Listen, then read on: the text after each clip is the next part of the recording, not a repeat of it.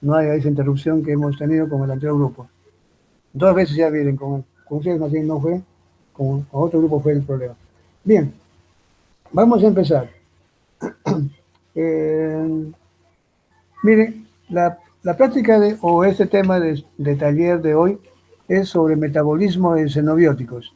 Aprovechamos todos estos conceptos que ustedes en la clase de hoy han recibido para hacer hincapié en qué cosas son los xenobióticos y cuál es el motivo de que los xenobióticos tengan que metabolizarse, tengan que degradarse.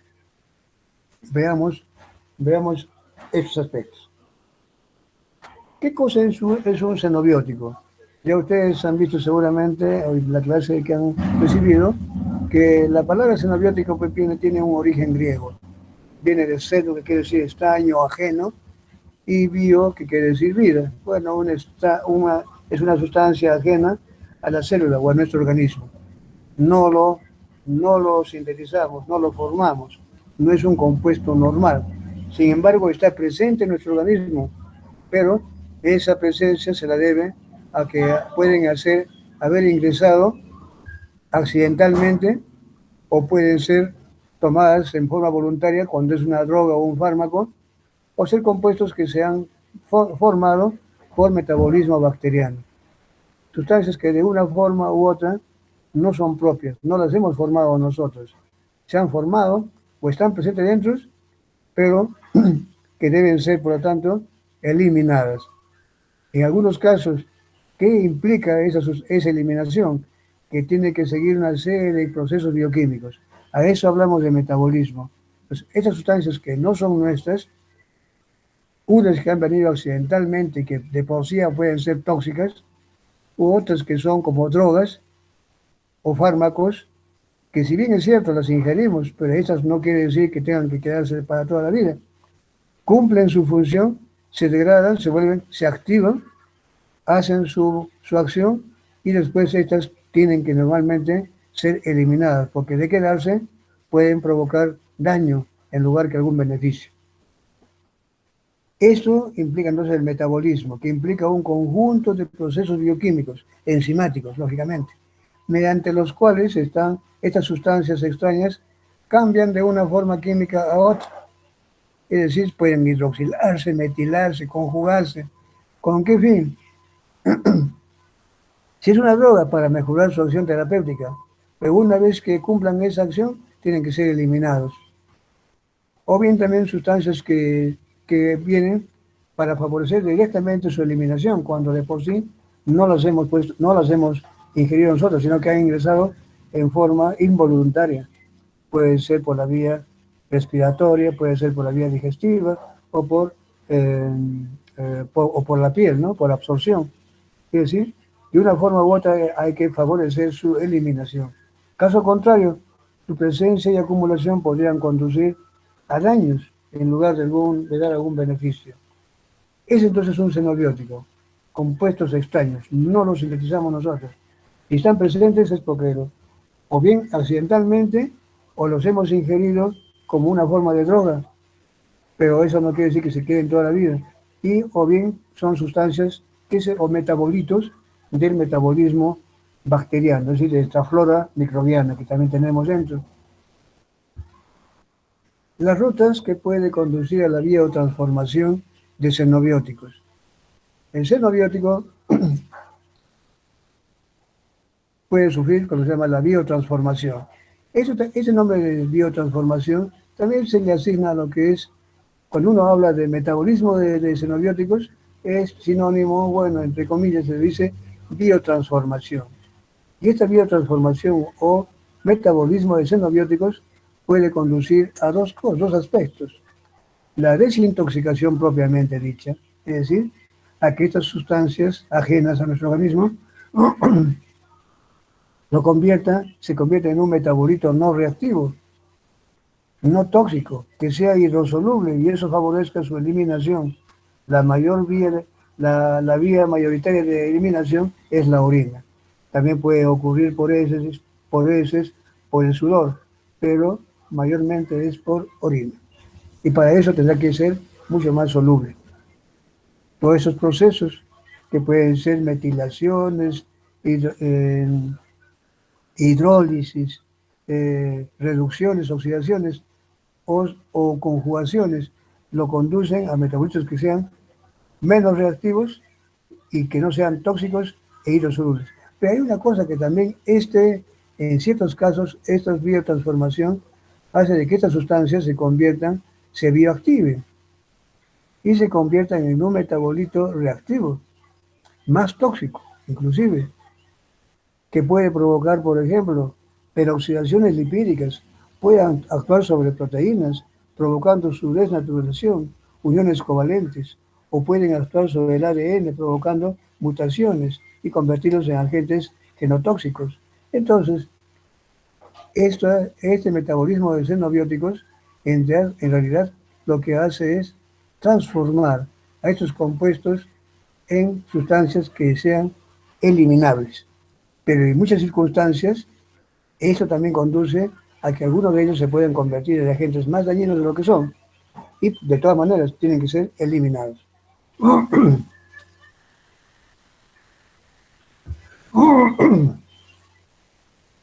Las principales fuentes de xenobióticos. Seguramente que también este cuadrito muy parecido, ya les han mostrado. Yo les he sacado esto de un libro que yo estoy preparando. No sé cuánto tiempo ya lo estoy haciendo, pero ya estoy dando los últimos toques para que así, si de repente el próximo año ya lo voy a sacar para que lo puedan tener en la biblioteca. Y ahí saqué esa tablita de ahí que lo estoy poniendo. Vuelta se me, no, yo dije, vuelta se me colgó la mano. Bueno, aquí las principales fuentes de xenobióticos. Son estas las más importantes. Puede haber muchas otras. Los más importantes, drogas o fármacos, como el caso de la aspirina, antibióticos, tranquilizantes, el acetaminofén, corpromacina, todos son, como ustedes pueden ver, esto es una infinidad, centenares de compuestos que se expenden en las farmacias y que tienen un fin determinado. Esos no los sintetizamos nosotros, los ingerimos para algún mal que nos receten. Pero estas sustancias, una vez cumplida su acción, se metabolizan, muchos de ellos se activan y se convierten en agente verdaderamente el activo para provocar lo que uno desea. En otros casos también se convierten en compuestos muy dañinos y se quedan mucho tiempo y deben ser eliminados.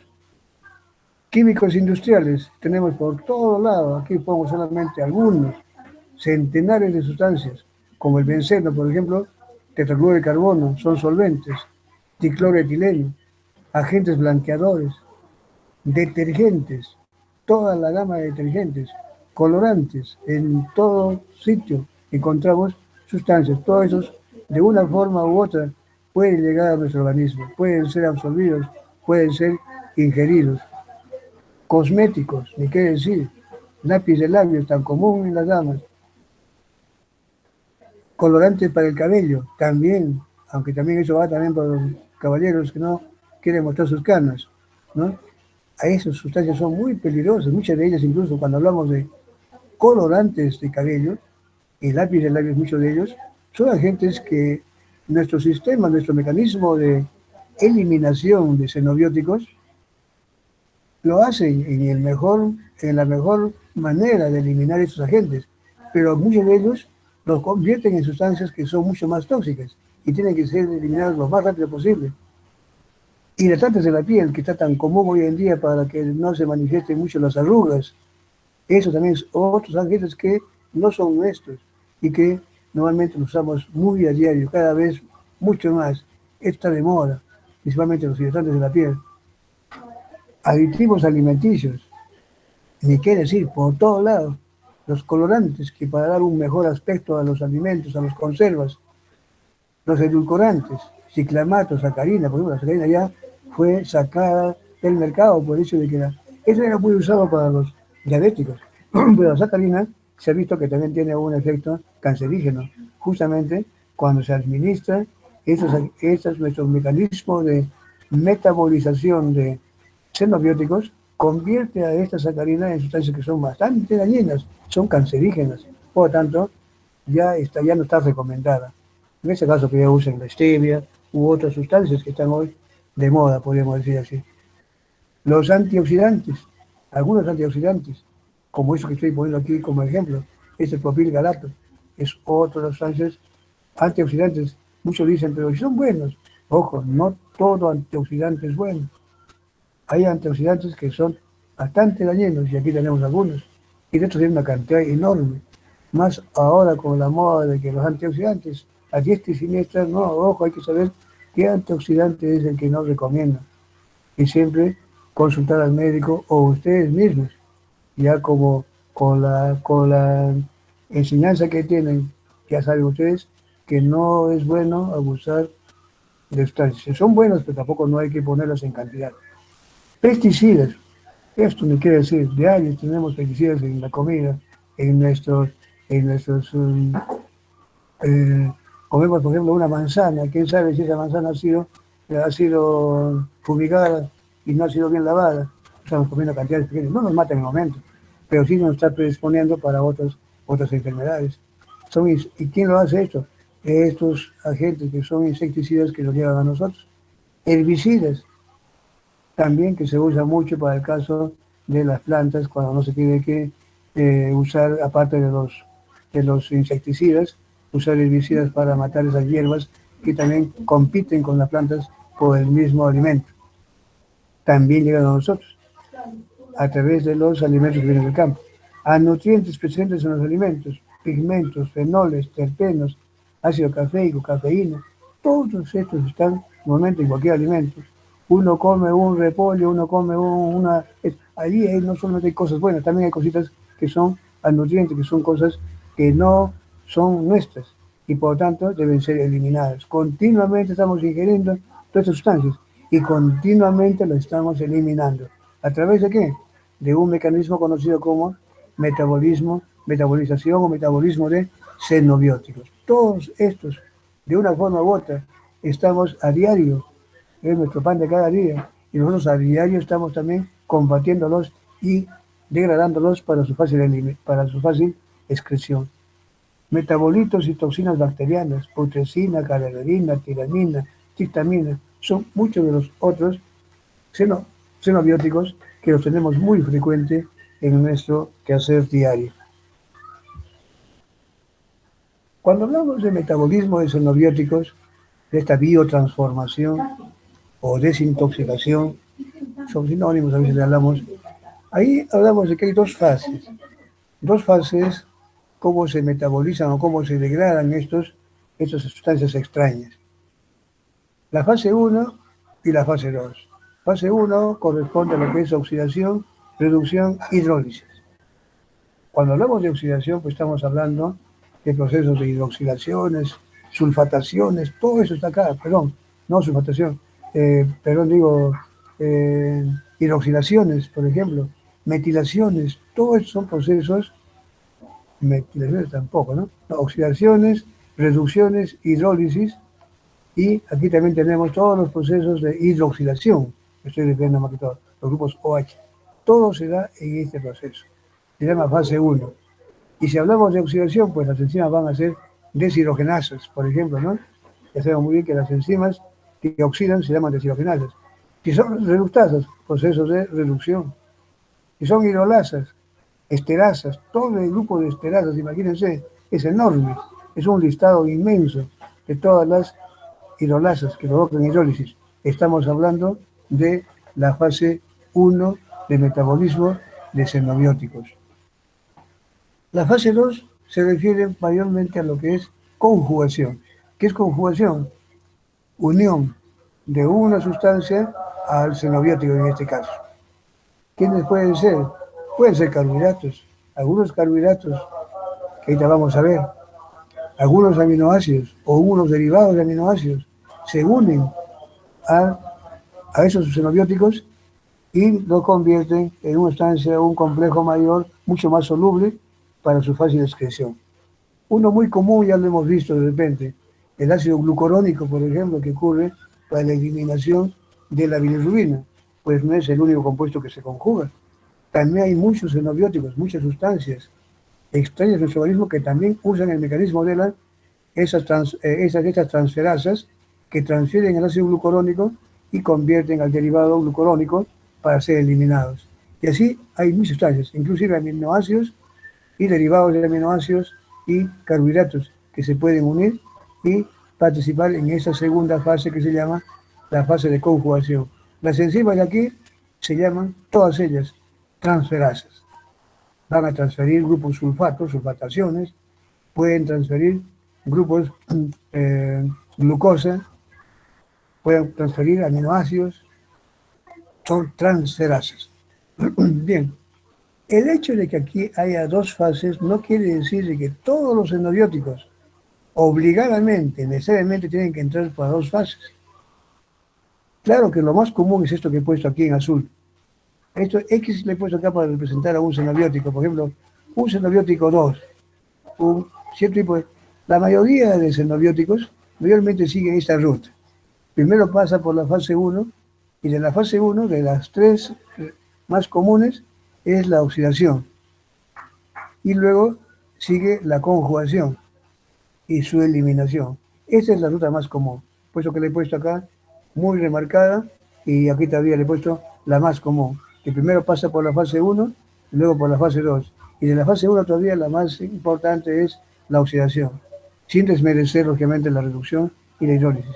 Otros, en cambio, muy pocos, pero los hay, son aquellos que directamente el xenobiótico no pasa por la fase 1, directamente pasa a la fase 2, se conjuga y se elimina.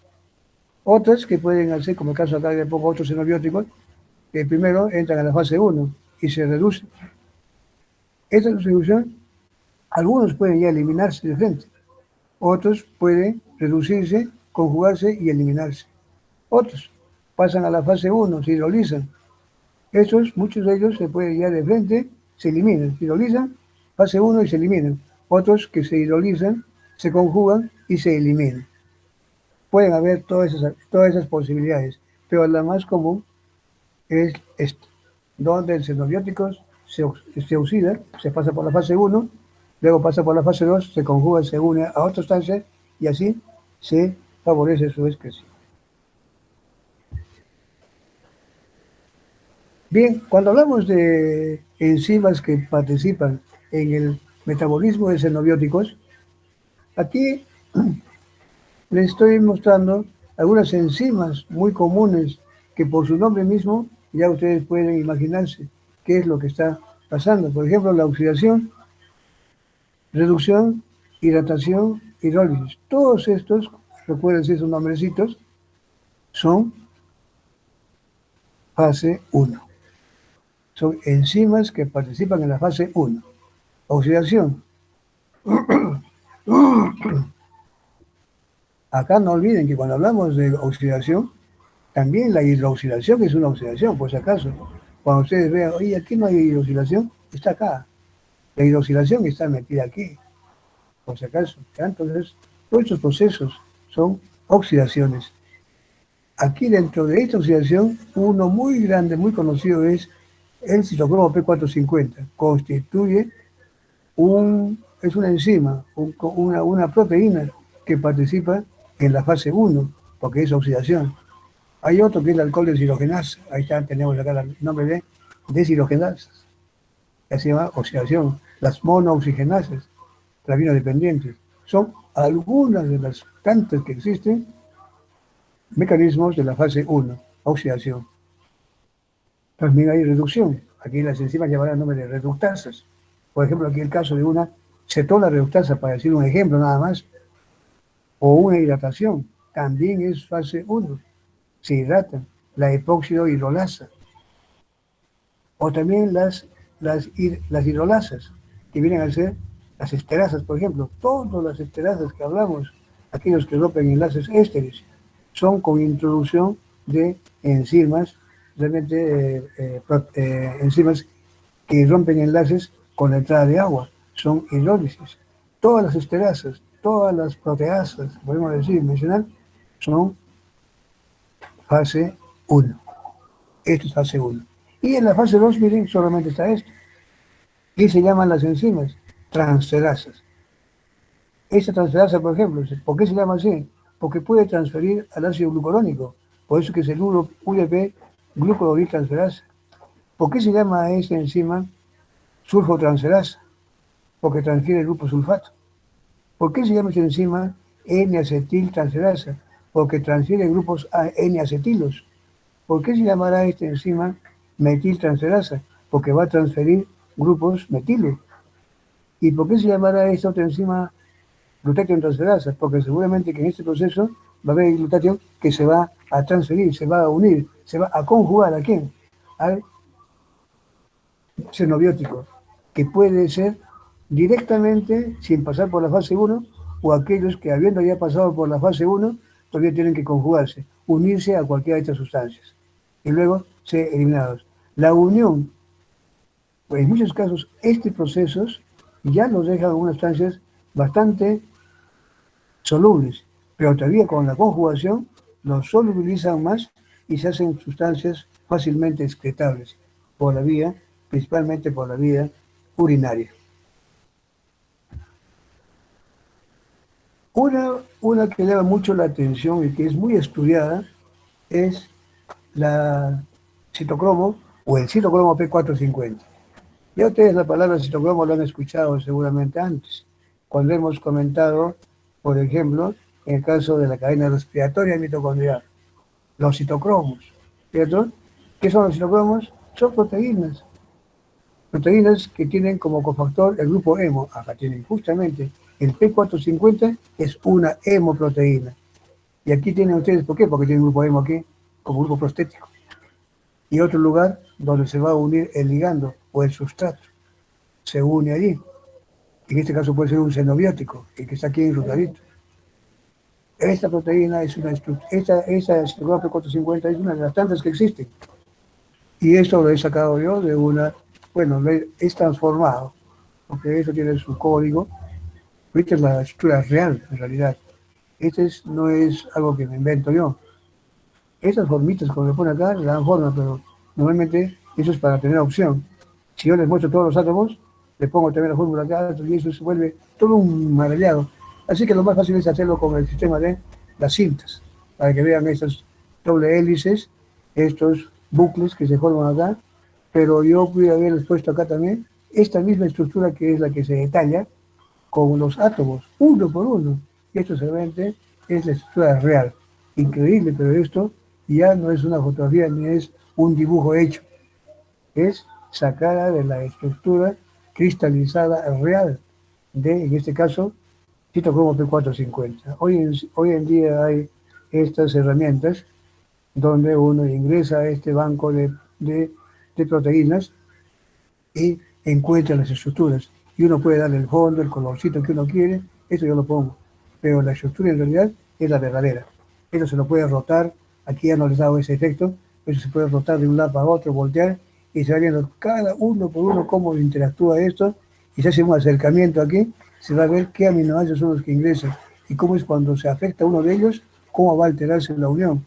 Todo eso se puede apreciar con estas fórmulas, que hasta antes eran dibujos, simplemente hechos. Hoy en día no, esto viene de una imagen real, que aquí solamente estoy haciéndola en la representación para ustedes con estas cintas, pero el real viene con los átomos, uno por uno.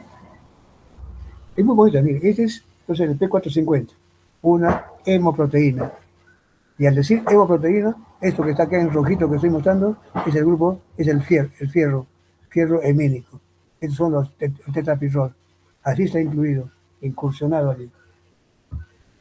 Bien, este citocromo P450, que es uno de los complejos proteicos, es una de las proteínas, como ven ustedes, está embebida o está anclada en la membrana del retículo endoplásmico, microsomal.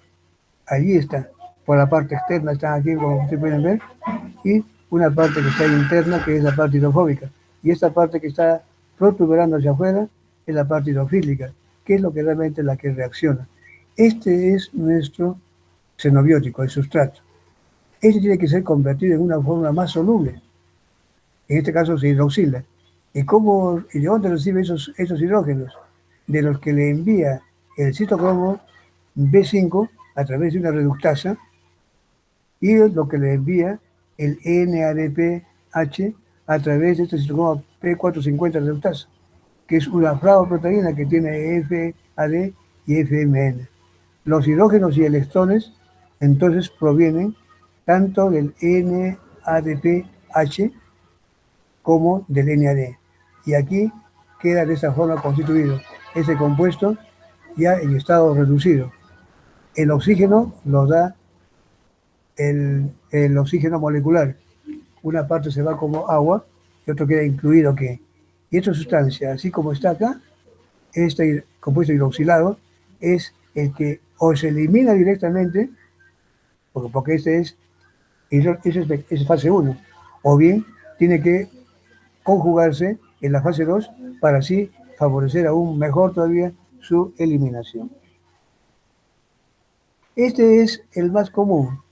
De los P450, el que más trabaja, el que más difundido está, es este de retículo endoplásmico microsomal. Pero también hay otro a nivel mitocondrial. Es bien parecido, es la misma, básicamente, solamente que otra familia de P450, pero a nivel mitocondrial. También igualito está embebido una parte aquí, la parte hidrofóbica y la parte hidrofílica. Y esta parte es la que se reúne con, es la que tiene que recibir e hidroxilarse. Esa hidroxilación, ¿qué implica? De que tiene que ganar hidrógenos. ¿De dónde? Y oxígeno. El oxígeno viene pues del oxígeno diatómico, el que lo respiramos. Y el otro viene, y los hidrógenos vienen del NADPH2 a través de esta arenodoxina reductasa, que reduce a la vez a esta proteína pequeña, la arenodoxina, que es que contiene fierro.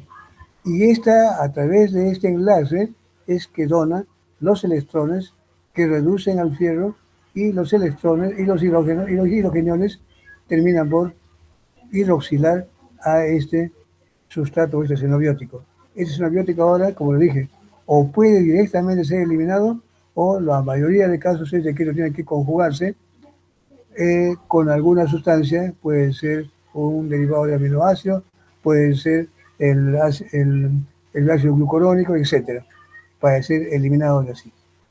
Aquí está esto mismo, está también aquí representado, solo es otra representación. Aquí tienen el NADH2 que envía sus hidrógenos, NADPH2, envía sus hidrógenos a través de esta flavoproteína hacia la arenodoxina. Y arenodoxina es la que entrega a este citocromo P450. Y esta es la que realmente con el oxígeno que viene allí termina hidroxilando. Esto mismo es esta representación que está acá arriba. Esta es la mitocondrial, como dije, con la participación de esta proteína llamada arenodoxina y esa adenoxina reductasa. En cambio, en lo que más normalmente ocurre es participación de estas dos.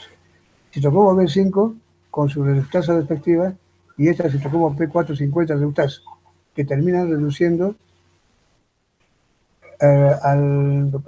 que termina recibiendo los hidrógenos del NADP y transferir los hidrógenos y electrones, uno de cada uno, hacia el sustrato. En ese caso, este entrega uno, este entrega otro hidrógeno. Claro, aquí solamente le pongo el OH como el oxígeno, pero aquí hay reducciones, hay hidrógenos que están siendo incorporados. Y además electrones.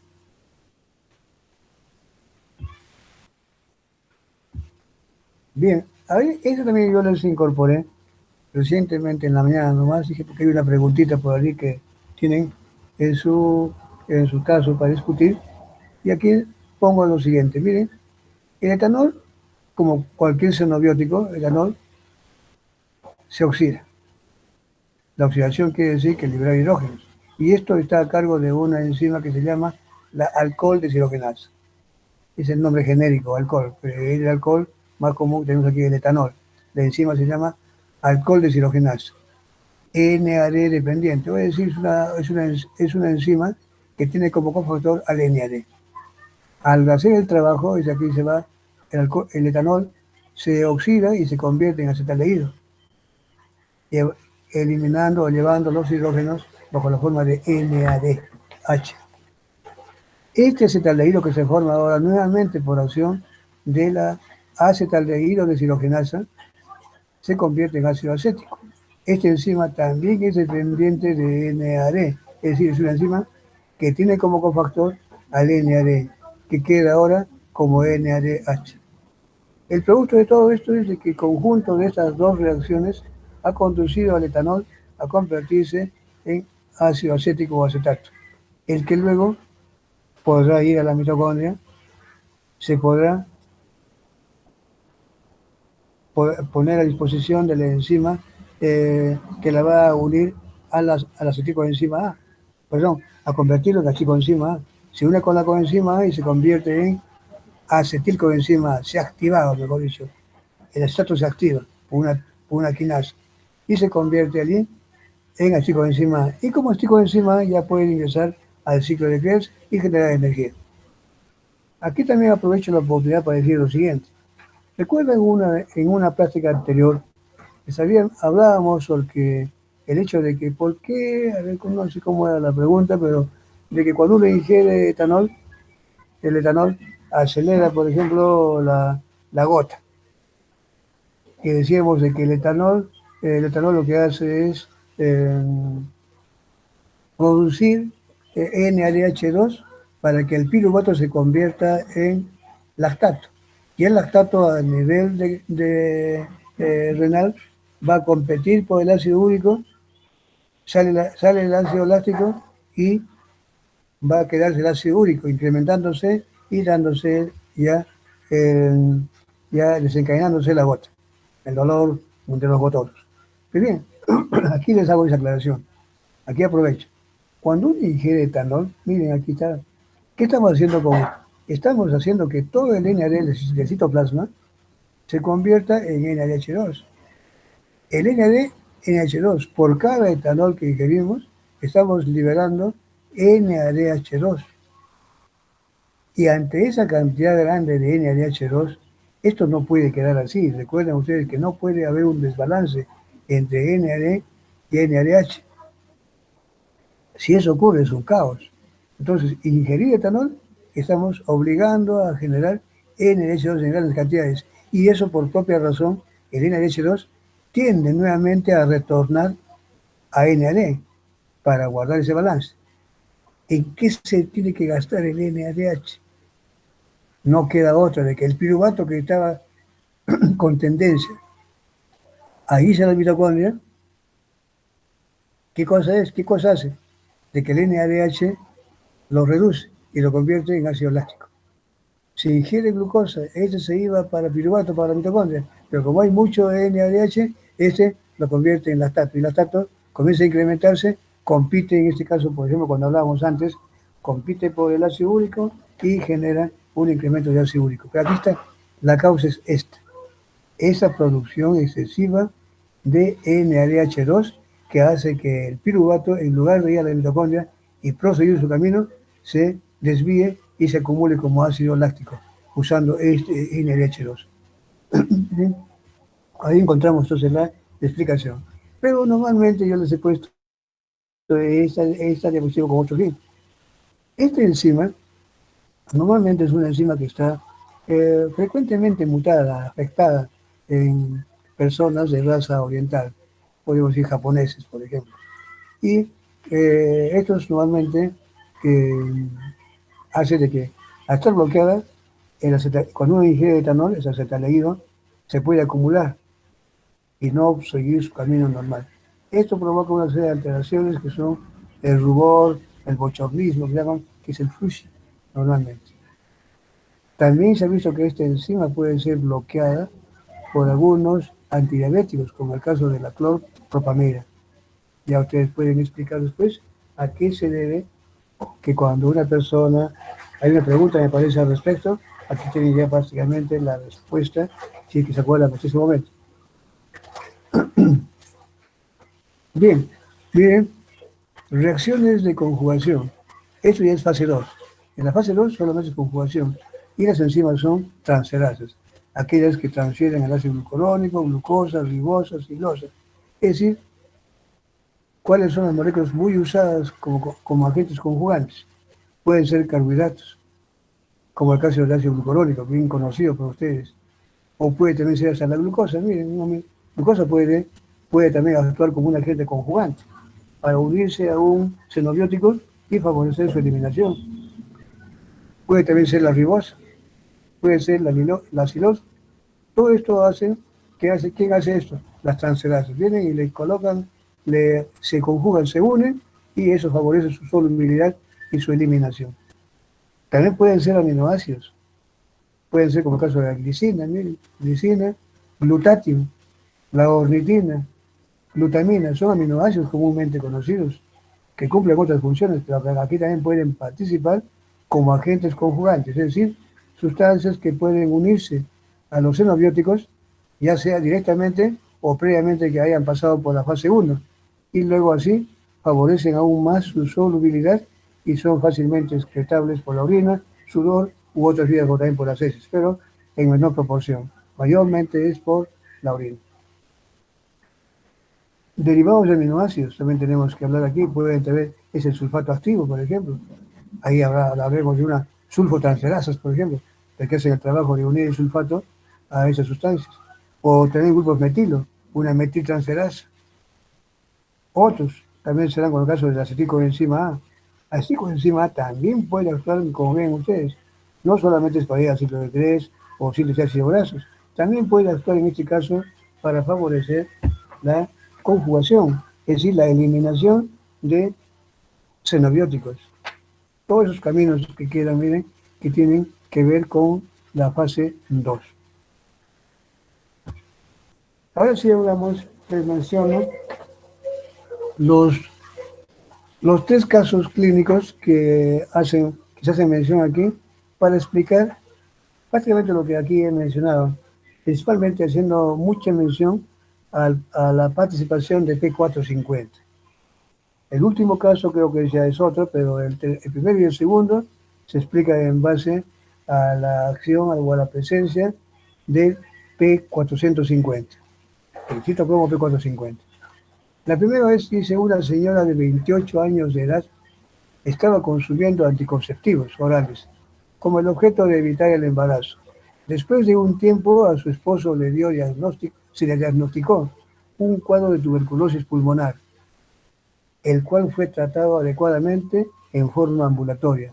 El médico le recetó a la señora rifampicina por precaución, ya que ella estaba en estrecho contacto con su esposo. A los pocos meses la señora resultó embarazada, a pesar de haber seguido con el uso de anticonceptivos orales, sin descuidarse. Entonces aquí van a haber preguntas, ustedes han visto, dice, pero ¿qué cosa puede haber ocurrido? ¿Por qué, si la señora estaba con anticonceptivos, por qué tuvo que salir embarazada? Aquí el único problemita es algo ha causado, algo ha provocado ese, ese antibiótico, la rifampicina. Ahí va entonces la explicación que ustedes tienen que dar. El otro caso es un paciente, dice, de 45 años de edad. Hacía algunos años que se le había diagnosticado que padecía de gota, es decir, una hiperuricemia, y ya cristalizaban y daban todas las características de una gota, pero que en el momento actual estaba en fase de remisión, estaba mejorando, siendo tratado únicamente con una dieta adecuada y fenilbutazona. La fenilbutazona es una droga antiinflamatoria y que secundariamente también es uricosúrica. Claro, porque normalmente este paciente, al ser gotoso, también tenía pues esos problemas de provocar la inflamación. Por tanto, la fenilbutazona era por ese objeto, actuaba como su acción antiinflamatoria, por si se presentaba un cuadro de la gota que estaba padeciendo este paciente. Dice que de improviso se le declaró un cuadro de tromboflebitis, es decir, coágulos en las extremidades, en las piernas, el cual exigió tratamientos con warfarina, claro, para evitar la coagulación, un anticoagulante. El control de la dosificación de la warfarina se hizo en forma rigurosa, con el uso del tiempo de protrombina. Claro, ustedes mismos seguramente lo van a hacer en su práctica profesional como enfermeros, como enfermeros. Ustedes van a ver el uso de esta de cómo se hace el seguimiento de esas personas que siguen con ese tratamiento de warfarina, con el tiempo de protombina, que es una forma de ver cómo va funcionando esa dosificación. Se notó que la dosis de warfarina, dice, requerida para el paciente fue de 3 veces mayor que lo habitual. Luego de la mejoría del paciente, el médico tratante le dio de alta, habiéndole retirado la fenilbutasona e indicado que siga con el tratamiento de la warfarina por 10 días, con el encargo de volver para su control. Luego del transcurrido de dicho tiempo, sin embargo, el paciente retornó a los 7 días en estado de shock y con hemorragia gastrointestinal masiva, la cual no pudo ser controlada, falleciendo el paciente 2 días después. Aquí hacemos les hago notar lo siguiente para que respondan su pregunta en forma acertada. Miren, este paciente estaba con tratamiento de warfarina para evitar la tromboflebitis que tenía en sus extremidades. Eh, pero ¿qué pasaba? Perdón, la warfarina era para evitar realmente la coagulación de eso. Pero ¿qué pasaba? De que también este paciente, como era gotoso, tenía también las posibilidades de hacer inflamación y para eso le dio un antiinflamatorio, que era la fenilbutazona. Sin embargo, este paciente cuando se le notó de que cuando se le dio la fenilbutazona, la warfarina no hacía efecto. Eso lo observaba el médico tratante. Y por tanto, con el tiempo de protamina vio de que realmente la warfarina a la dosis normal no hacía efecto. A 2 tampoco. Con 3 veces más recién estaba obteniendo la acción de la warfarina. Pues acá la pregunta es, ¿qué pasa? ¿Por qué tenía que dársele tanta warfarina? ¿Y por qué murió el paciente después? ¿Cierto? Hay preguntas al respecto. Y el tercer caso ya no es el P450, sino ya ustedes ya pueden imaginarse a dónde va dirigida la pregunta. Aquí es de un japonés de 26 años de edad, fue invitado a una recepción en donde, como es habitual, comenzó a comer y beber en abundante cantidad. Tenía motivos el señor este. Anteriormente él había ingerido alcohol muy pocas veces y en pequeñas cantidades, porque al beber un poco de cualquier bebida alcohólica notaba un cierto disconfort. Pero en esta oportunidad tenía motivos suficientes para estar alegre y beber, por lo que decidió comer bastante y beber simultáneamente. Las bebidas que ingirió fueron vodka y Coca-Cola. Había comido bastante bocaditos endulzados. Efectivamente, al inicio no sintió el malestar que antes había tenido al ingerir bebidas alcohólicas. Pero después de 2 o 3 horas y habiendo bebido y comido bastante, empezó a sentir quemazón y picor en la cara, enrojecimiento de los ojos, palpitaciones, aumento del pulso, dolor de cabeza, todos los signos y síntomas compatibles con el fenómeno del flushing, rubor o bochornismo. Empezó a sentir somnolencia, quedándose luego dormido. Se noqueó prácticamente el señor. A la mañana siguiente se levantó ya sin los síntomas anteriores, o sea, sin el bochornismo, pero empezó a tener aquellos síntomas y signos de la llamada resaca, el hangover, sintiéndose mucho mejor después de habérsele puesto por vía intravenosa glucosa al 10%. Bueno, sobre eso también hay otro caso de comentarios y preguntas que ustedes ya pueden decir a qué se debe ese bochornismo, por qué, tiene algo que ver eso que sea japonés o no, todo eso. Entonces vienen aquí las interrogantes que tenemos justamente 40 minutos, 50 minutos para discutirlas. A ver, dice, explique en qué consiste la fase 1 del metabolismo de los xenobióticos. A ver, comenzamos a... Doctor, ¿Ya? ¿Sí? ¿Su apellido? doctor Vázquez Pinto. ¿Apellido? Vázquez Pinto. Vázquez Pinto, ya, muy bien. Aguilar, doctor. Lo que encontré fue que en la fase 1 la principal reacción involucrada es la hidroxilación, catalizada principalmente por miembros de una clase de enzimas denominadas monooxigenasas o los citocromos P450. Y también esta hidroxilación acaba con la acción de algún fármaco, pero no siempre es así. A ver, ya, esa es una respuesta. Otra, a ver, Aguilar, ¿no? A ver, Surco. A ver, no, antes me habló Aguilar. ¿Dónde está Aguilar? Eh, ¿No está? yo puedo responder, doctor. Ya, a ver, muy bien. Su apellido, Surco Quisper. Surco Quispe. Ya, Muy bien, a ver, ¿cómo se- se engloban procesos químicos de distinta naturaleza, principalmente oxidación, oxigenación, reducción e hidrólisis, cuyo Perfecto. resultado es la modificación química de las moléculas con la aparición de nuevos grupos funcionales. El metabolito resultante es más polar, más reactivo y sensiblemente menos lipófilo. Muy bien, exactamente. Eso es, o sea, no solamente es hidroxilación, como lo mencionan. Hidroxilación es una forma de oxidación. En realidad, la fase uno consiste en lo que son oxidaciones, donde está incluida la hidroxilación. Está, como dice, la hidrólisis, las reducciones, ¿cierto? Muy bien. Eso es realmente lo que consiste la fase uno. La fase 2, a ver, uno de mi grupo, Bernedo, Calizaya Mamani, Bernedo, Procahuana, Bernedo, Calizaya, Bernedo, Bernedo ya, Benito, Villegas. Bernedo Benito, sí, sí, Sevillano Mendoza. Bernedo ya, Benito, acá, Bernedo bonito. sí, sí, ya, a ver, Ya, en la fase 2 consiste en la reacción de conjugación catalizadas por un conjunto de enzimas y la mayoría de ellas localizadas en el citosol. Las reacciones consisten en agregar un grupo polar de tamaño relativamente grande a los productos de reacciones de la fase 1 o a los xenobióticos originales que contienen los grupos funcionales apropiados para ser sustratos de reacciones de conjugación. Los donadores de los grupos polares tienen que ser compuestos de alta energía, ya que las reacciones de conjugación no son termodinámicamente favorables. Y los resultados que se logra con estas reacciones son un gran incremento de la solubilidad del agua de los xenobióticos. perfecto, muy bien, esa es la respuesta concreta. Mayormente ya no hay más que agregar ahí. Eso es en forma sencilla, sí, no hay más que decir.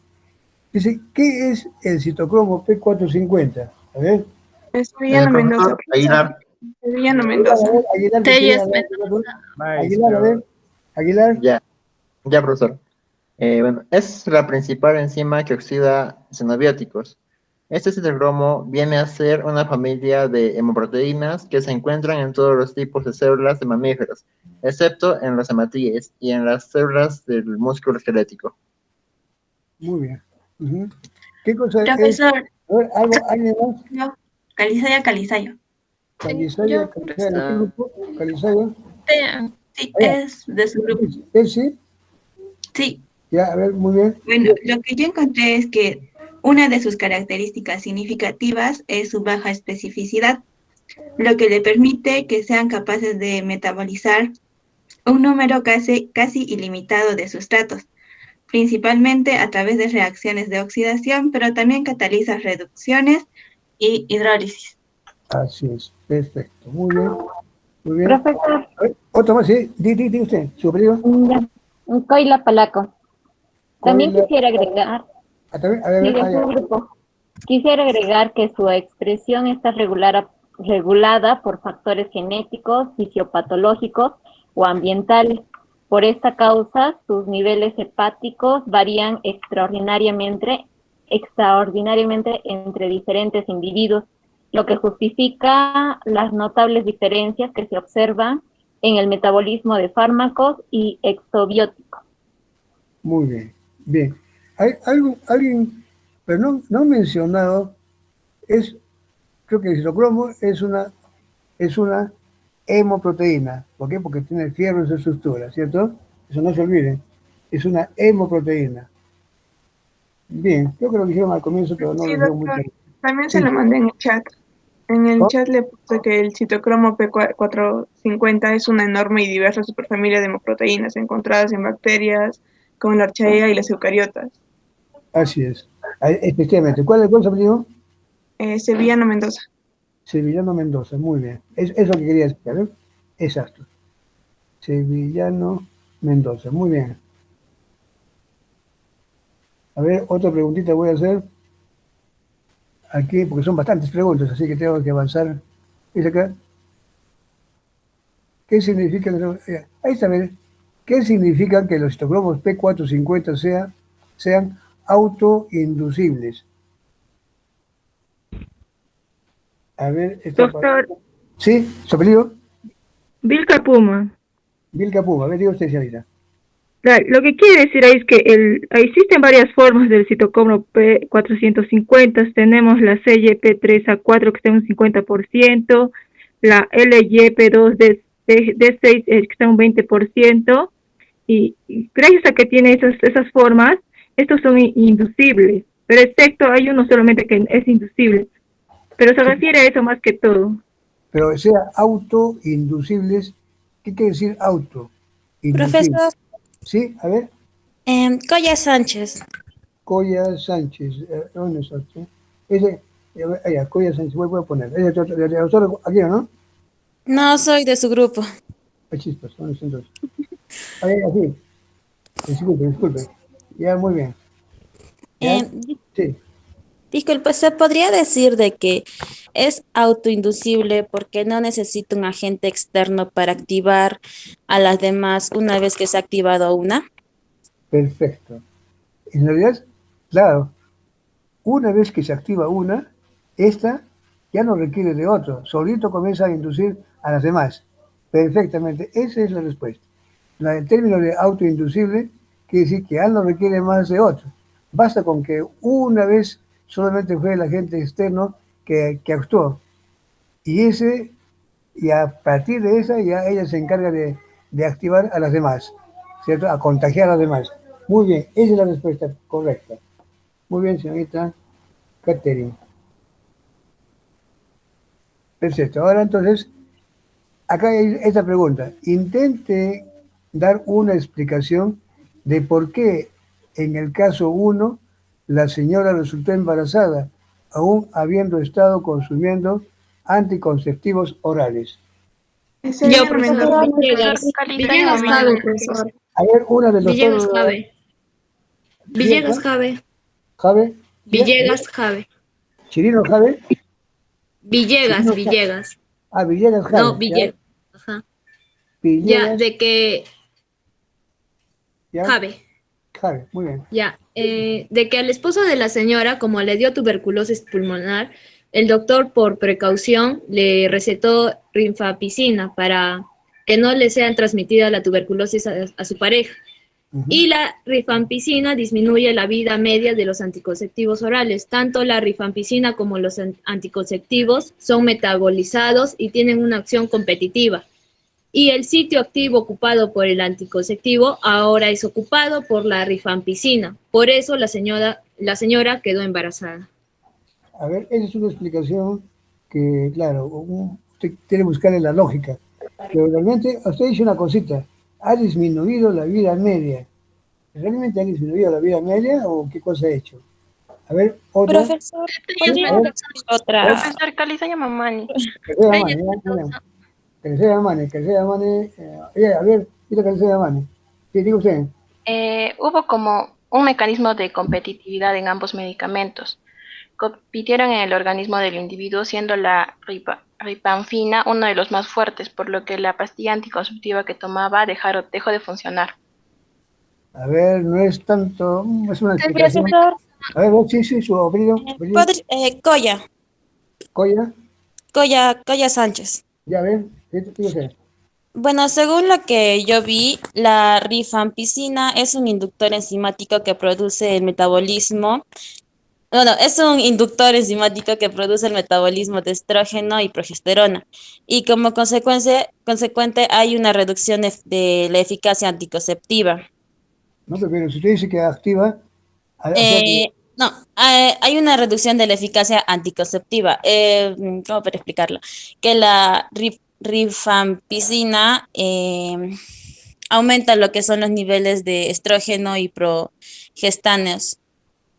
no sería esa la explicación, no sería esa la explicación, sino más bien estaría potenciando. A ver, ¿por qué?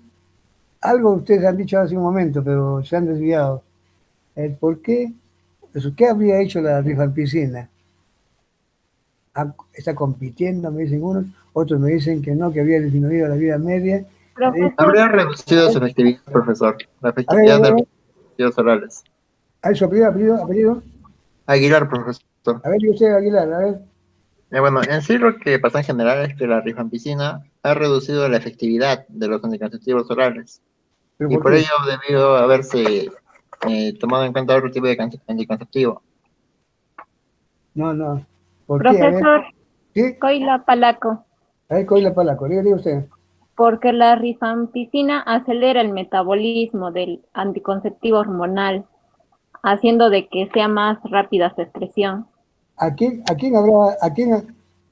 Mire, para que haya acelerado el metabolismo, ¿a quién tiene que haber activado? Y entonces hay, como dice, más que Al- tibio, más A las enzimas hepáticas del citocromo P450. eso es. Muy bien, perfecto. Miren, justamente, rifampicina lo que ha hecho es, o lo que habría hecho es, activar el mecanismo degradativo del anticonceptivo. ¿A través de qué? Activando a la P450. Se ha activado la P450, el P450 se ha encargado de inactivarla, de degradarla. Y por lo tanto la señora ha quedado parcialmente desprovista del anticonceptivo y ha quedado embarazada. ¿Cierto? Esa es la explicación. Muy bien, cita Zenaida, ¿no? Perfecto. Esa es la respuesta. Pero además eran posibilidades. Tampoco lo niego, ¿eh? Lo que me están dando respuestas, posibilidades, no quieren decir que yo no las anote. Las estoy anotando porque son participaciones. Esos son sus puntos de vista. Yo respeto eso. Pero dije, ahí están buscando, tratando de dar alguna explicación. Y todas esas son posibles, son posibilidades que cabían. Pero en este caso estamos hablando, como dije, ojo, tengan mucha atención que estos dos primeros casos se habla más de la P450. Entonces, justamente usted, señorita Zenaida, lo ha dicho, es el P450, es el mecanismo, ¿ya? Muy bien, dice acá, ahora viene el caso del 2 en la pregunta 6. En el caso 2, ¿cuál sería la explicación de que el paciente requiere de 3 veces mayor dosis de warfarina para que ejerza un buen efecto anticoagulante? Miren, les digo así, el paciente tenía gota y para eso se le estaba dando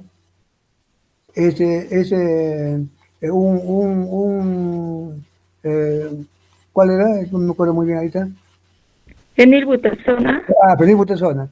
Esa, ¿cierto? Era para evitar el dolor, o sea, no un analgésico, un calmante. Bien, un antiinflamatorio, perdón. Entonces, miren, pero aquí ese paciente también se comenzó a complicar porque tenía tromboflebitis y para evitar la coagulación se dio el anticoagulante. Pero ¿qué pasó? De que normalmente la dosis del anticoagulante no hacía caso en este paciente y había que aumentarle hasta 3 veces más. La pregunta es entonces, ¿cómo se explica de que a este paciente hay que darle 3 veces más dosis de warfarina para que ejerza un efecto anticoagulante? A ver, Profesor, Telles ¿sí? Mendoza. ¿Ya? ¿Mendoza? este, ¿Mendoza? ya, Sí, disculpe. Telles ¿Mendoza? Mendoza. ¿Telles? Telles, ajá. Telles Mendoza, muy bien, sí, acá está. Ya, ¿Ya? la explicación vendría a ser que la fenilbutazona es parte de un grupo de fármacos anticoagulantes que desplazan, o sea, que desplazan la unión proteica de esta, de esta warfarina. Entonces, La fenilbutazona no es anticoagulante. no, me sé que es al revés. Y entonces desplaza o sea, como que su mecanismo de acción lo corta. Entonces, para que pueda seguir con su mecanismo de acción, entonces hay que aumentarle la dosis para que pueda seguir. No es exactamente la respuesta, pero le voy a considerar su Profesor, intervención. Sí, otra su apellido, Coya Sánchez. Cuya Sánchez, a ver. Bueno, según lo que he podido ver, se aumentó la dosis de fenilbutazona para que se ejerza un buen efecto anticoagulante. Pero al tener lo que es el antiinflamatorio, que era ay, disculpe, creo que me estoy madriando. Ya. Sí, Se aumentó la dosis de con warfarina, warfarina. ya, para aumentar lo que es el efecto anticoagulante. Pero el paciente ya era medicado con lo que era la fenilbutasona, Así es. y esta interrumpía lo que era su mecanismo de acción. Por eso elevó la dosis, pero al elevar la dosis también le estaba provocando lo que era, bueno, a mi parecer le estaba provocando lo que era una sobredosis de warfanina. Sí, pero ¿por qué? La pregunta es ¿por qué necesitaba más dosis? Profesor A ver, su apellido, Villavicencio Vega. ¿cuál? Villavicencio Vega. Ya, muy Bueno, bien, a no ver, sé ¿y usted? si sea la explicación, pero bueno, yo encontré que la fenilbutasona desplaza los fármacos en su unión con proteínas plasmáticas. Entonces es como que inhibe la unión de la warfarina a las proteínas plasmáticas y por ende no hace efecto, ¿no? A ver. Viste, yo voy a hablarles un poquito más para acercarlas más a la respuesta correcta. Mire, este paciente, normalmente los médicos saben cuál es la dosis normal de warfarina como anticoagulante. Pero resulta que este paciente, por estar medicado con fenilbutasona, este necesitaba 3 veces más para que recién haga el efecto que en condiciones normales, que en ausencia de fenilbutasona, normalmente hace efecto. En este caso, había que ponerle 3 veces más. ¿Qué es lo que está pasando? ¿Por qué? O sea, ¿qué ocurre cuando se da una sola dosis? No hay efecto. Dos, tampoco. El 100 con 3, recién. ¿Qué está pasando con las dosis que se le da en un comienzo? A ver, algo tiene que ver la fenilbutasona. Algo está haciendo. Recuerden lo que les he dicho. Los, los casos 1 y 2 se explican ya mejor les digo todo, ¿no? ¿Y con qué? A ver. El caso 1 y 2 es para comentar sobre una proteína en particular. A Citocromo, ver, profesor. Por el citocromo P450, doctor. ¿qué estaría haciendo? A ver, Ya, la fenilbutasona, usted bien ha dicho que es un antiinflamatorio. Y al ser un antiinflamatorio, tiene efecto también sobre la warfarina, que es un anticoagulante. O sea, y va a interrumpir esta acción, la acción y la competitividad con el citocromo P450, que es una hemoproteína, y lo va a estar inhibiendo hasta que no sea una dosis mayor, no va a tener efecto. no, pero si lo está inhibiendo, esto se quiere decir que sería más bien al contrario. Sin embargo, acá warfarina no está trabajando, solamente en gran cantidad. ¿Qué está pasando con otra cantidad de warfarina? ¿Estará inhibida? ¿Se estará degradando? ¿Qué estará pasando? Está siendo inhibida por la fenilbutasona. A ver, ¿quién me dice otra respuesta más acercada, más acertada, digo? ¿Tendrá aquí participación P450? ¿Tendrá algo que ver? A ver, ¿quién me dice? ¿En este paciente puede estar participando P450? ¿Algo puede estar haciendo? Sí participa, profesor, porque, bueno, era yo que la P450 produce una alterada eficiencia terapéutica de fármacos. En todo lo que tenga que ver fármacos, es como decir, se vuelve lento el metabolismo de estos, y es por eso que se necesita incrementar la dosis. Entonces, a ver, entonces les digo, ¿qué le habrá hecho fenilbutasona a P450?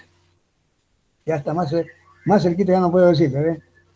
Profesor, bloquea su actividad metabólica. A ver, superior. ¿Yo, profesor Telles? Ah, O- sí. ¿Sí? ¿Telles?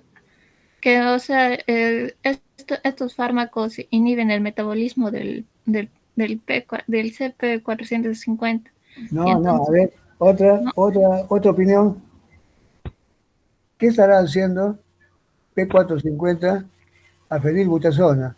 Al revés, fenilbutasona, ¿qué le estará haciendo a P450? Lo estaría estimulando más para que se produzca un mayor metabolismo, ese metabolismo más rápido. ¿De quién? Del P450 sería más rápido su acción. Ya, y con un metabolismo más rápido, ¿sobre quién estaría actuando? Estaría actuando sobre La la warfarina. fenilbutazona. Sobre ¿quién dijo? Warfarina. Warfarina. ¿Quién dijo eso? Warfarin. ¿Superior? Lorena Vilca. Lorena Vilca, ¿dónde está? Vilca Puma, ¿no? Sí. Claro, mire usted. También hablaba un poquito, pero Aguilar se confundió. Maverick, ¿no? Sí, profesor. Allá, muy bien. Usted también lo estaba dando por ahí, pero se estaba usted acercando y se alejaba. Mire usted, esa cosa es muy sencilla. Como le dije, los casos 1 y 2 son discutidos justamente con el P450. Por lo tanto, ¿cómo se explica que este paciente, normalmente el efecto es con una sola dosis, con la dosis conocida, pero este paciente por estar al mismo tiempo con fenilbutazona, este requería mayor cantidad? Quiere decir que fenilbutazona lo que está haciendo es activando a P450. Y P450 está degradando a la warfarina en gran cantidad. Por eso que había que poner 3 veces más para que al final, aún se degrade, quedaba todavía un efecto anticoagulante de la warfarina. ¿Sí? Así de fácil, miren. Entonces, fenilbutazona habría activado a P450 y P450 se estaba degradando a todito el anticoagulante, a warfarina. Se le ponía 2, la degradaba, y con 3 recién quedaba un excedente, y eso es por eso que 3 veces más recién hacía efecto, porque todo lo demás pues, se lo estaba degradando P450. ¿Por culpa de quién? Por la fenilbutazona. ¿Ven? Eso es. Ahora, dice acá, la pregunta 2, no de repente, yo quiero que me la respondan de esta forma. Acá dice, en el caso 2, al retirar la fenilbutazona, el efecto de la warfarina se hace más manifiesto.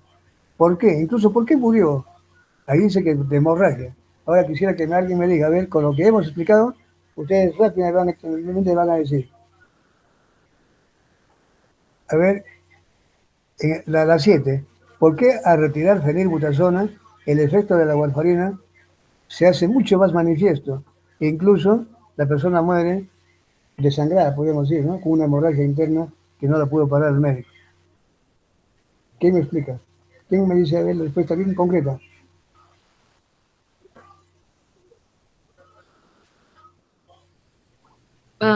Villegas Jave. ¿Quién? Villegas Jave. Villegas Javi. A ver, estaba antes, ¿hablaba usted? Todavía no hablaba usted antes, ¿no? Sí, hablé, pero me dijo que me faltaba mi respuesta. ¿Villegas Javi o Villegas Vega? Villegas Jave, Jave, J-A-V, Jave. ¿Hay también Vega o no? Sí, pero es Villavicencio, profesor, esa parte. Ah, ya. Villegas, ¿no? Ya, está confundiendo. Villegas Ya, Javi. Ya, muy bien. Ya, sí. Ya ahora sí. Porque se produjo una hemorragia digestiva masiva en el paciente que estaba anticoagulado y no se pudo controlar el desangrado, y al retirar la fenilbutazona, la warfarina no se vio afectada, y es por eso que... Claro, y además estaba 3 veces más aumentada, Sí. ¿cierto? O sea, ¿cuál fue? O sea, si quisiéramos acá hacer en este caso quisiéramos hacer un reclamo, un culpar a alguien, sería el culpable sería el médico. Ha actuado de negligencia, ¿cierto? Porque, ¿qué dice? Si ese paciente, o él mismo le había indicado 3 veces más de warfarina, porque tenía conocimiento de que con 2 no hacía efecto, con 3 tampoco. ¿Por qué? Tenía con 1 ni con 2. Con 3 recién hacía efecto la warfarina. ¿Por qué? Porque estaba con la medicación que estaba permitiendo la degradación, es decir, la fenilbutazona. Pero cuando le da de alta, le dice que ya le retira la fenilbutazona. Y no le dice nada de la warfarina, seguía con sus 3. Por lo tanto, ese paciente solamente tenía el efecto anticoagulante normal con 3, mientras estaba provocada la degradación por causa de la fenilbutazona. Pero al retirar la fenilbutazona ya no había razón de que estén 3 veces. Debía haberle dicho vuelve usted a la dosis normal de 1. El estar con 3, prácticamente era una sobredosis de warfarina, que ya no tenía quien la degrade y ahora sí trabajaba las tres es decir, las 3 dosis en conjunto. Esto provocó de que a la primera hemorragia interna que hubo, no hubo quien la pare y fallece justamente por esa causa. ¿Cierto? Esa es la explicación. Bien, entonces usted es Miguel Jara, ¿cierto? Sí, doctor, sí. Muy bien, muy bien. Ya está, ya le puse aquí. Entonces, esa es en conclusión, o sea que la idea que usted trae está perfecta. Habría nada más que remarcar un poquito más, pero por ahí va la respuesta. Dice, miren, esta pregunta es tan sencilla. ¿Por qué el etanol es considerado como un xenobiótico? Aguilar, profesor. A ver, Aguilar. Bueno, es considerado un xenobiótico porque no es, o sea, no lo sintetizamos nosotros, no lo producimos en el cuerpo, es algo ya externo. Nada más, listo. Esa respuesta en concreto, 2 palabras. No la sintetizamos. Listo. Así es. En el anterior grupo me dieron hartas explicaciones. Simplemente es un xenobiótico porque no lo sintetizamos. Simplemente. Muchos, ¿acaso nosotros formamos etanol? Si no estaríamos, si fuera así, la cervecería seguiría a la quiebra porque no habría, ya nosotros mismos nos formamos nuestro etanol propio, no habría por qué tomarlo de afuera. ¿Cierto? No, el etanol no lo hacemos nosotros. El hecho de que sea una bebida muy común los fines de semana, sábados, por las personas mayores y también algunos jóvenes, eso no quiere decir que lo formamos nosotros, tenemos que ingerirlo externamente, no lo formamos. Lo hacen las bacterias. Perdón, algunas bacterias, pero lo que normalmente lo hacen son levaduras. Levaduras que tienen ese mecanismo enzimático que conduce a la glucosa hasta... Claro, es muy parecida la degradación de la glucosa de la vía glicolítica hasta ácido pirúvico. Hasta ahí es la misma vía glicolítica. Solo que en lugar de convertirse en lactato o irse a la mitocondria, en las bacterias tiene 2 enzimas más. ¿Cuáles son esas 2 enzimas? La alcohol deshidrogenasa y la acetaldehído deshidrogenasa. ¿Cierto? Perdón, ¿qué digo alcohol? Esa es la degradación. Para la formación del cristal piruvato se carboxila y luego se oxida. Es decir, se convierte, el etanol se va a carboxilar, perdón, el piruvato se carboxila por acción de la piruvato carboxilasa y esta por una reductasa se convierte finalmente en etanol. Eso ocurre en las levaduras, pero nosotros no tenemos esas 2 enzimas. Nuestro piruvato se va o a lactato o directamente entra en la mitocondria para seguir su camino.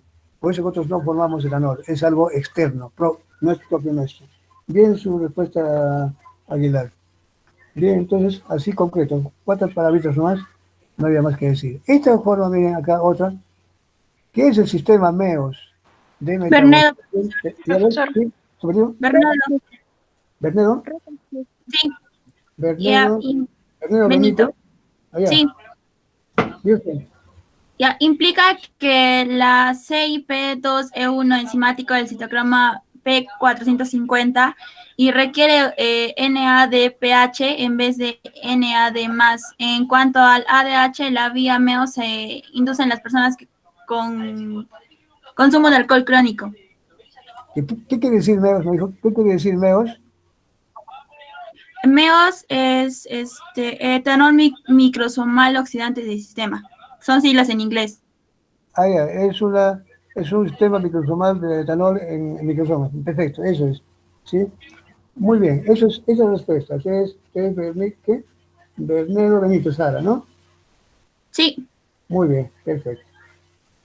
A ver, acá dice, también con respecto al MEOS, dice, ¿qué es el sistema? Dice acá, perdón, acá dice, ¿qué fase de metabolización del etanol es el sistema MEOS? ¿Por qué? A ver. Es la fase 1 porque se basa en la oxidación, profesor. Ya está, con eso es suficiente. Entonces, ¿cuál es? ¿1 o 2? 1. La 1, claro. ¿Quién es? Aguilar. Ya, Sí. muy bien. Claro, simplemente así de golpe. ¿Cuál que es? Tratarse de pasta que diga de oxidación, ya estamos en la fase 1. ¿cierto? No hay nada que decir ahí, ni para atrás ni para adelante. ¿Por qué? Pero fíjate, así ya estaba ahí. ¿Por qué? Porque ahí siempre es oxidación. Muy bien. Hay muchas preguntas, de repente algunas no las vamos a contestar todas, pero esperemos. Dice, ya está allá. Bueno, aquí le puse nuevamente esta. Bueno, entonces la 12. ¿Tiene importancia el dato de que la persona que estaba ingiriendo alcohol, allá es para el caso segundo? Vázquez Sí. Pinzón. Sevillano Mendoza, profesor. Sevillano Mendoza. Caguana. A ver, Sevillano. Sevillano Mendoza. No ha hablado Caguana. A ver, vamos a darle la oportunidad. ¿Cita Caguana? Sí, profesor, muchas gracias. A ver. Bueno, respecto a la pregunta, es que los japoneses y los asiáticos se ha comprobado que ellos tienen una leve deficiencia del acetaldehído deshidrogenasa. Entonces, si tienen esta deficiencia en la enzima, el acetaldehído va a aumentar. Y esto se toma que hay un mayor aumento en ellos sobre la resaca, o sea, a ellos les afecta mucho mayor. Perfecto. Esa es la respuesta concreta. Oye, ¿a qué se debe el fenómeno de flushing en personas? A ver, alguien, bueno, aquí de mi grupo faltan dos nomás, pero del grupo de doctor aquí no haber alguien que no haya participado. Demos oportunidad. ¿Puedo participar? Sí, a ver, sobrino. Yo soy Villavicencio. Villavicencio, allá, bueno, ya lo sé. A ver, ni por Dios, ya. Sí que no hay. Sí, diga usted. En las personas que ingieren alcohol se da un cambio genético del aldehído deshidrogenasa, haciendo que el cuerpo metabolice el alcohol de manera rápida, pero metaboliza lento el acetaldehído. Por eso el acetaldehído se acumula y produce la dilatación de los vasos sanguíneos, produciendo enrojecimiento del rostro. Gracias. Esa es en realidad la respuesta así concreta. Por aquí solamente hablan, dice, ¿a qué se debe el fenómeno del flujo? Justamente, y usted ha mencionado una cosa que aquí no está presente, me gusta eso. Claro, cuando uno bebe demasiado, claro, porque normalmente si uno bebe normal, bueno, pues el metabolismo termina por convertirse en ácido acético, como hemos visto. Pero ¿qué ocurre? Cuando uno ingiere cantidades ya excesivas de bebida alcohólica, va a haber un acúmulo de todas maneras. Esa reacción última no es tan rápida, o sea, más activa es la vía anterior. Por tanto, si uno ingiere gran cantidad, va a haber un remanente de acetaldehído, como usted dice, que es el responsable de este fenómeno del flushing. Muy bien dicho, así es, en forma concreta, lo ha dicho usted muy bien. Dice, ¿Puedo acotar algo más? a ver, Así a ver, como apellido. Bernedo. Bernedo. Ya sí, de usted. Que esta reacción se produce sobre todo en la raza asiática y por ello también se conoce como un rubor asiático o el resplandor de Asia. Y estudios recientes han demostrado que los individuos con una enzima del ALDH2 deficiente se han asociado a un mayor riesgo de cáncer de esófago y con la hipertensión. Así es. Justamente ahí tienen también se llama, acetaldehído también tiene otras causas, no solamente esas manifestaciones que se puede uno ver como el flushing, sino que también tiene otras consecuencias, como usted lo acaba de mencionar. Muy bien. Ahí pasemos a otra preguntita. A ver, quisiera ver 1, 2, 3, 4, 5, 6, 7, 8. Del grupo del doctor Aquino, me parece que falta bonito que no ha participado. Y de los míos, no está Cali Gutiérrez, ni Vais Flores, Anthony. Sería bueno que participen todos, cosa que así también se va sumando. Claro, que iban a dar también un pasito de esto, ¿cierto? Pero de todas maneras, yo les aumento algo más acá para que puedan salir bien. Bien, pero como digo, ojalá puedan responderme a las preguntas esas que faltan. Si no, cualquiera puede estar la pregunta abierta. Dice, en personas diabéticas que ingieren antidiabéticos orales del tipo de la clorpropamida, al ingerir alcohol se desencadena un fenómeno de flushing. Intente dar una explicación. A ver. Yo, profesor Vais, ¿me escucha? ¿Vais? Sí, ya está. Perfecto, Vais. A ver. Ya, el insumo de alcohol en personas diabéticas tratadas con clorpropamida puede provocar una crisis de sofocación, sudor, palpitaciones y dolor de cabeza en general. Esto se debe a que la clorpropamida interfiere en la normal oxidación del acetaldehído acumulándose en el organismo, o sea, inhibe la aldehído deshidrogenasa. Además, existen diferentes sustancias que al ser ingeridas consiguen alterar a la aldehído deshidrogenasa, lo que impide que el etanol se degrade de forma correcta, formándose un producto derivado de él. Además, este acetaldehído es un tóxico que provoca un malestar general, como ya le dije, mareos, vértigos, rubor facial, ojos rojos, etc. Además, también puede aparecer sudoración, visión borrosa y disminución del nivel de conciencia. En este caso, el efecto Cushing, como ya se dice. Perfecto. Respuesta más, ya no puede ver más porque todo lo ha dicho usted. Con, respuesta concreta, precisa y nada más que decir. Muy bien, Antonio. Lo dicho usted muy bien. Está usted guardadito por ahí, no contestarse nada, pero ahora sí, como dice, se destapó usted muy Profe, bien. sí había respondido también en el chat algunas preguntas. No, ya me imagino, sí, pero como somos bastantes, tenía que dar la oportunidad a todos. Sí, yo tomo nota, yo tomo muy en cuenta todos esos detalles, no se preocupen por eso, ¿ah? No, yo también mismo también le digo también al doctor Aquino, le digo, mire, por si acaso hay esto, ¿no? Ah, no hay problema, me dijo, ya le damos más en su pasito, cuando dé, ahí ya se les beneficia a los demás. No hay problema, no se preocupe por todo eso. Comprendemos todo esto. Sí, pero esto muy bien, ¿no? Está su está perfecto. Y acá, ahí ya estamos, faltan 10 minutitos. Dice acá, en la intoxicación alcohólica aguda, parte de la hipoglicemia que se presenta puede ser debida a la disminución de la gluconeogénesis. Dé una explicación bioquímica para esto. Sevillano Mendoza, profesor. A ver, ya, señor Hoy la Mendoza. Palaco. A ver, señor. Ya, Primero, señor la, Mendoza. la gluconeogénesis es una ruta metabólica anabólica que permite la biosíntesis de la glucosa a partir de los precursores no glucosídicos. Los niveles bajos de azúcar en la sangre, que es la principal fuente de energía, o sea, que es la glucosa, entonces con esto, si no hay glucosa, bajaría los niveles de gluconeogénesis y esto influenciaría lo que es la hipoglicemia. Y si no hay hipoglicemia, por la hipoglicemia se da lo que es la intoxicación alcohólica. Ajá, a ver. Intoxicación aguda de alcohol, ¿cierto? Usted me dice Claro, que... porque o sea, sin glucosa, o sea, si no hay gluconeogénesis, la baja lo que son los niveles de glucosa. Y si hay bajos niveles de glucosa, se da lo que es la hipoglicemia. Y esto ocasiona la intoxicación alcohólica aguda. Ya, pero acá, lo que acá te explicar... Profesor Caguana. Hola, Caguana, Palaco. Profesor Bay. A ver, Caguana.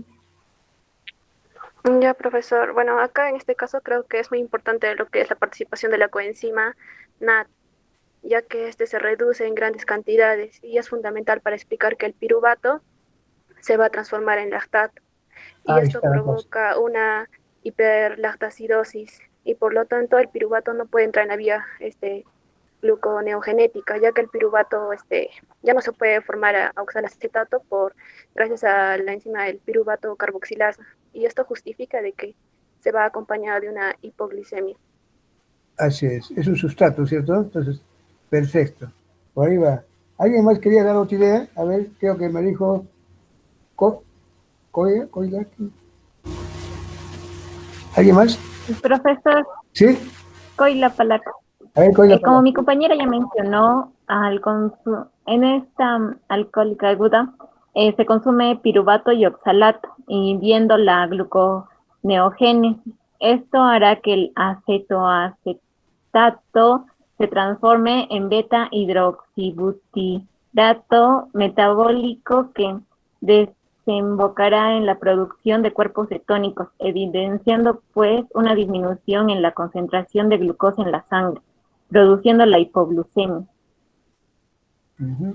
Mira, hay que ver una cosita, de repente aquí también para recordar que algo, usted vuelve a poner su intervención primerito. Acá hay una cosita, miren, algo que de repente también puede ayudar a explicar esto. Claro, es una de las tantas explicaciones, ¿eh? No es la única. Ustedes lo dicen bien, ustedes están dando su explicación. Acá, por ejemplo, tengo una cosa, ¿qué hace el alcohol normalmente con respecto a la liberación de insulina? ¿La insulina favorece la glicólisis o favorece la gluconeogénesis? Favorece la gluconeogénesis. La insulina. Favorece La insulina, miren, lo que hace es favorecer la captación de glucosa por las células, ¿cierto? En primer lugar. Luego, esa glucosa que ingresa hace que se consuma, que se degrade o que se guarde. Ojo, insulina lo que hace es favorecer la captación de glucosa. Una vez que el glucosa está adentro, ¿qué hace con esa glucosa? Que se use o que se guarde. No puede haber en ese momento síntesis, porque eso ya, la gluconeogénesis la favorece más bien al revés. ¿Quiénes favorecen?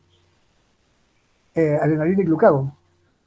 Entonces, en el diabético, la acción de la, o sea, en el alcohólico, ¿qué está ocurriendo? Una mayor, una mayor activación de la acción de la insulina. Por lo tanto, ¿qué está haciendo esta? Disminuyendo la gluconeogénesis, como debe ser. Activa la degradación e inhibe la gluconeogénesis. Por eso que hay una disminución. ¿Cierto?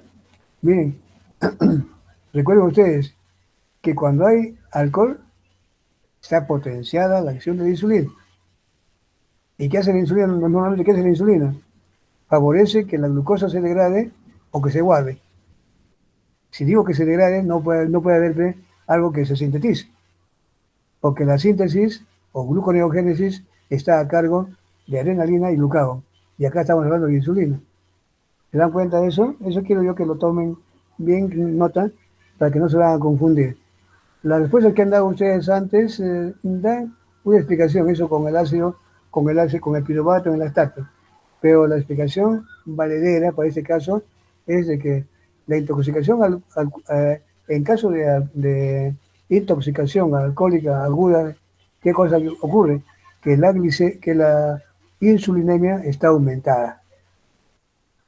Está potenciada en su acción la insulina y por lo tanto la insulina lo que hace es más bien disminuir la gluconeogénesis y activar la degradación o activar su utilización, ¿cierto? Perdón, claro, o se usa o se almacena como glucógeno, como grasa, como sea. Aquí estamos hablando de esa situación. No olviden de esa combinación, gluconeogénesis y cómo está en el alcohólico la síntesis de insulina. Bien, su participación de todas maneras vale, pero la final es que le estoy diciendo, indicándoles yo. Dice, en la intoxicación alcohólica aguda puede presentarse acidosis láctica.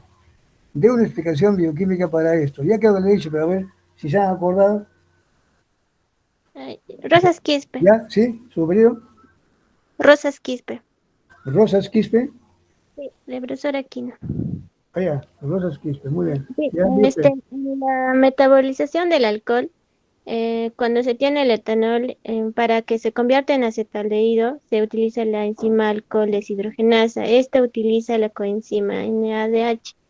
Y entonces en la célula hepática va a tener altos niveles de NADH por ser una intoxicación alcohólica. Entonces, esta va a favorecer el pasaje del piruvato al lactato y así se aumenta el ácido láctico en la sangre. Así es. Eso, como lo habíamos visto, recuerdan, anteriormente lo mencioné, esa es la explicación, ¿cierto? Que al ingerir mucho etanol hace que todo el NAD como NH2, esa gran cantidad de NH2 va a impulsar que el piruvato se convierta en lactato, en gran cantidad. Y de lo que siempre se sabe, que cuando uno ingiere etanol, prácticamente hay lactocidemia. Muy bien, señorita Rosas, ¿no? Muy bien. Faltaba usted ese grupito. Ahora creo que todos han participado. Bien, ahora dicen, esta más que está bien, o sea, el alcohólico puede presentarse. Esta va a ser, hay un dicho popular que dice, borracho que come miel, pobre de él. ¿Cuál es la explicación bioquímica para esto? Miren, yo les digo, incluso en este mismo caso, en el tercer caso que se pone, también se ve eso, porque este señor que tomó bastante, no solamente mostró el bochornismo, sino que también había comido dulcecitos, estaba tan alegre festejando quién sabe qué cosa, y al final no solamente se puso, mostró las manifestaciones de bochorno o bochornismo, sino que además de esto se quedó dormido. Pero eso lo podemos ver nosotros incluso, a veces, de repente ustedes no, pero son muy jóvenes, de repente en algún familiar, en alguien de ustedes que están muy alegres, una persona, están con su cervecita o con su roncito por allí, están muy alegres. Y de repente viene se corta la torta, se comen una cantidad de tortas bien, bien, bien, bien, y al poco rato, noqueado, está tieso, ya no sabe, no puede ni bailar o bien está embrocado durmiendo. A eso va el dicho este que dice, borracho que come miel, pobre de él. ¿Cuál es la explicación? ¿Por qué estas personas cuando están tomando y luego les invitan un dulcecito y se comen más de un dulcecito, al final terminan dormidos? La pregunta es esa, a ver, es la última pregunta. Ahora, solo la otra ya no es. A ver, que nos quedan 3 minutitos. Sevillano Mendoza, profesor. A ver, uno. Sevillano Mendoza. Sevillano Mendoza, a ver. Sevillano Mendoza. Ahí había encontrado de este dicho que, para empezar, el azúcar como el alcohol se puede absorber fácilmente por las mucosas, o sea, es decir, que ya están en la misma boca, por lo que en el tracto digestivo no será siquiera estorbo para el alcohol, a diferencia de la grasa. Los alimentos ricos en azúcares abandonan el intestino rápidamente y eso ayudará a que el etanol esté en nuestra sangre mucho más rápido. Además, tanto el azúcar como el alcohol nos brindan energía y al absorberse tan rápido nos dará una sensación de euforia que parecerá que realmente estamos pasados de copas. Así que no es el azúcar directamente, sino nuevamente el grado etílico de la bebida y la velocidad con la que se consume. Ya, pero esa parte es buena, dice que el euforismo es propio del etanol, pero el quedarse dormido, eso de, como dice, comió miel, pobre de él, o sea, comió dulce y le fue mal, se durmió. Profesor. A ver. Coila Palaco. Coila Palaco, a ver, diga usted. Porque el alcohol potencia la insulina, así de que más el azúcar que consume el cuerpo mismo creo que genera insulina para lo que ha comido, y más el alcohol con la insulina empieza a consumir todo su almacenamiento de energía, por eso cae en seco. De glucosa, ¿cierto? Perfecto, esa es la respuesta. Le falta nomás rematar. Mire usted ha dicho muy bien, el alcohol potencia la acción de la insulina. Esta persona está con prácticamente tendrá una cantidad de insulina bastante activada. La misma cantidad, pero trabajando más. Y sobre eso todavía vamos, si comemos azúcar, nuestro páncreas va a liberar más insulina. Con la potenciación, prácticamente todo eso va a consumir toda su energía. Dice, pero esa energía, ¿qué cosa es? La glucosa. La glucosa circulante. El cerebro se queda sin glucosa momentáneamente y prácticamente lo que le da en este caso a las personas que han bebido mucho, se duelen. ¿Por qué? Es por hipoglicemia. O sea, el cerebro ya comienza a mostrar signos de mareo y al final quedan embrocados. Es una hipoglicemia que tienen esos pacientes. ¿Por qué? Por haberse excedido en alcohol y además el dulce, usted sabe muy bien de que el azúcar, el dulce, ¿qué hace? Que las células pancreáticas, que los islotes del páncreas liberen más insulina. Y como está potenciada, esta que va a trabajar, en lugar de trabajar como si fueran 20, va a trabajar como si fueran 500. Y prácticamente, ¿qué hacen 500 insulinas? Se baja la glucosa circulante normal, lo ponen en un valor tan bajo que termina prácticamente noqueado a la persona. ¿Cierto? Esa es la explicación.